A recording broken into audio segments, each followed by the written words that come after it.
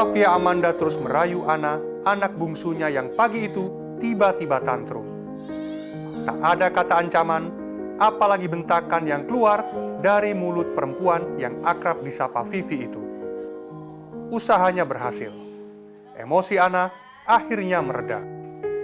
Vivi kembali bisa mengajaknya bicara.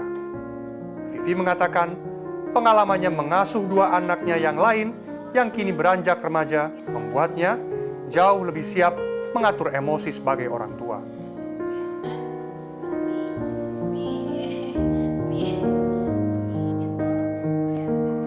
Ia mengaku pernah menghukum anak remajanya itu dengan hukuman fisik.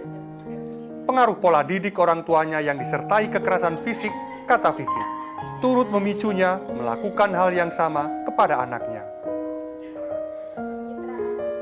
Ingatan masa lalu ya, ingatan masa kecil di mana kita itu pernah mendapatkan perlakuan seperti itu dari orang tua sehingga oh iya orang tuaku dulu melakukan ini padaku, berarti aku nggak apa-apa melakukan ini pada anakku karena itu untuk kebaikannya kayak gitu kan.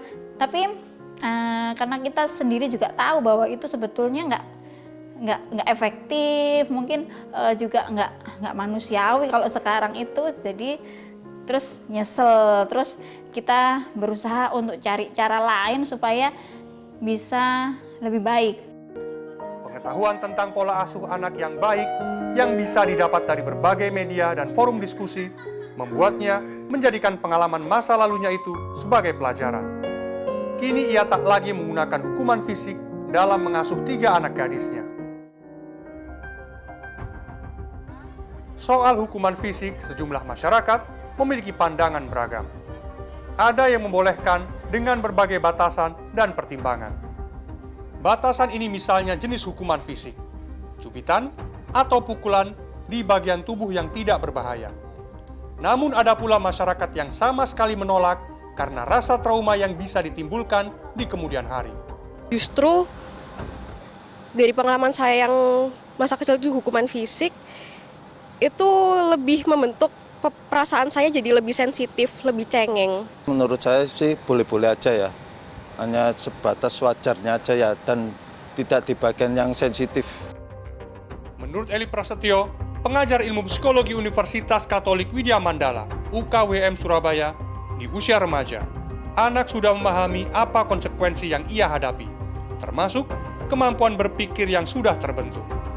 Sehingga pola asuh yang lebih mengedepankan diskusi jauh lebih efektif ketimbang hukuman fisik. Sama sekali tidak boleh ya, karena memang kita tujuannya itu tidak jelas gitu. Ketika kita memukul itu tidak ada tujuan yang jelas apa selain hanya efek jera gitu. Nah, apakah kita mau mengajarkan pada anak hanya efek jera atau lebih pada anak itu paham apa salahnya dia, apa yang harus dikoreksi dari dia, itu menjadi hal yang lebih penting. Lalu apa yang bisa orang tua lakukan ketika hendak menghukum anak remaja mereka? Eli memberikan saran. Pertama, sesuaikan hukuman dengan usia anak Anda. Kedua, pastikan ketika menghukum Anda tidak dalam kondisi emosi dan bicaralah dengan intonasi yang jelas. Ketiga, Anda bisa mencabut hak istimewa anak Anda, misalnya dalam penggunaan gadget untuk menimbulkan rasa tanggung jawab. Lalu keempat, jangan sekali-sekali mengancam karena kepercayaan anak kepada Anda akan berkurang. Setelah hukuman diberikan, usahakan membuat komitmen bersama kembali. Turunkan ego untuk menjadi pendengar apa yang dihadapi anak Anda ketimbang selalu menghakimi. Kekerasan fisik pada anak bisa berdampak fatal dan traumatis. Anak bisa cenderung agresif, sulit bersosialisasi, gangguan belajar, dan berpotensi melakukan kekerasan yang sama di masa depan.